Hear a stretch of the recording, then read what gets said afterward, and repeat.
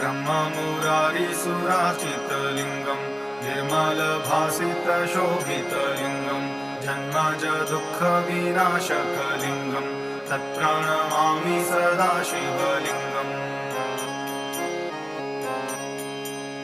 देवमुनिप्रवरार्चितलिङ्गं कामदहं करुणाकरलिङ्गं रावणदर्पविनाशनलिङ्गं तत्प्रणमामि सदा शिवलिङ्गम् सर्वसुगन्धिसुलेपितलिङ्गं बुद्धिविवर्धनकारणलिङ्गं सिद्धसुरासुरवन्दितलिङ्गं तत्प्रणमामि सदा शिवलिङ्गम् कनकमहामणिभूषितलिङ्गं फणिपतिवेष्टितशोभितलिङ्गं दक्षसूयज्ञविनाशनलिङ्गं तत्प्रणमामि सदा शिवलिङ्गम्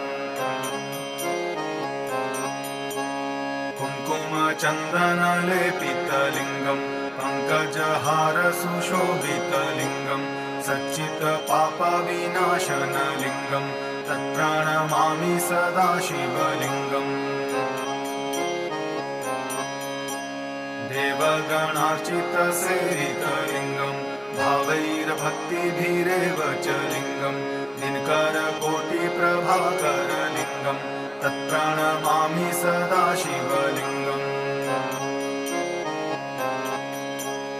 अष्टदलोपरिवेष्टितलिङ्गं सर्वसमुद्भवकारणलिङ्गम् अष्टदरिद्रविनाशितलिङ्गं तत्प्रणमामि सदा शिवलिङ्गम्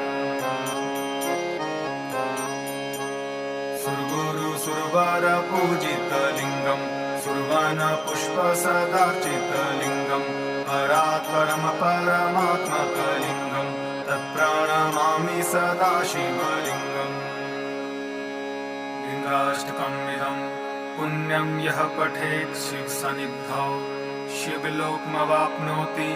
शिवेन सह मोदते।